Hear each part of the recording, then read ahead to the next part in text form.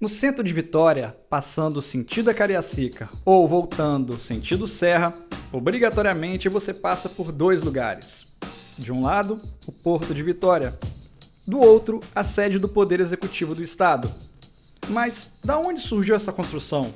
E por que leva o nome de Palácio Anchieta? A história começa a partir de 1551, quando o padre Afonso Brás e o irmão Simão Gonçalves fundaram o Colégio Jesuíta. Naquela época, era apenas uma casa de palha. Hoje é a sede do Poder Executivo do Espírito Santo. Quer saber um pouco mais dessa história? Venha conosco e segue o farol!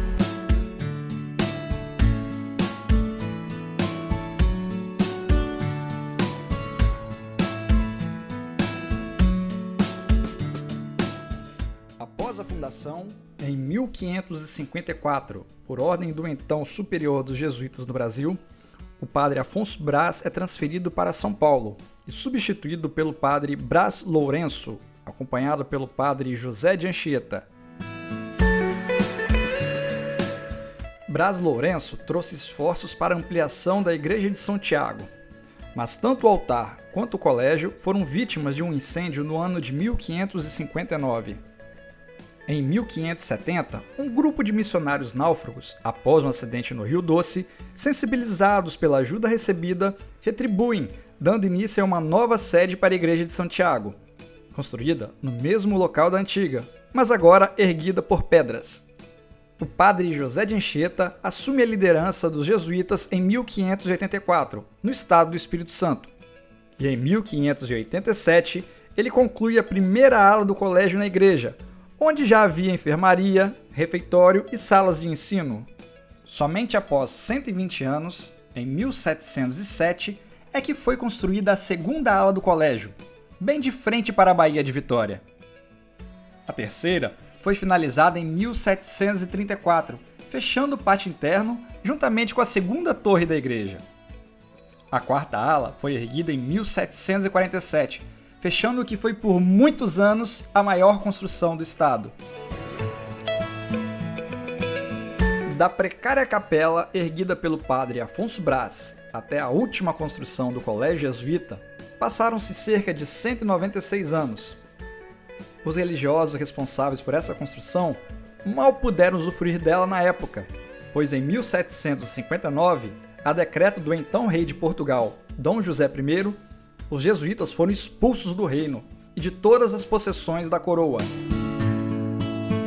A construção passou por mais um incêndio em 1796. A igreja foi a parte que sofreu os maiores danos, tendo perdido relíquias e imagens. Após algumas reformas, em 1798, o então já denominado Palácio do Governo passou a abrigar o Hospital Militar e o Batalhão de Polícia. A República chegou ao palácio com o presidente do estado na época, Afonso Cláudio.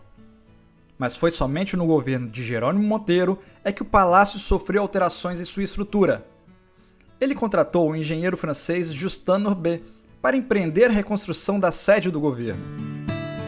O estilo eclético marcou a obra de reconstrução do Palácio do Governo, reunindo elementos da arquitetura clássica, colonial, jesuítica e até maçônica. O acesso ao palácio também ganhou uma nova escadaria.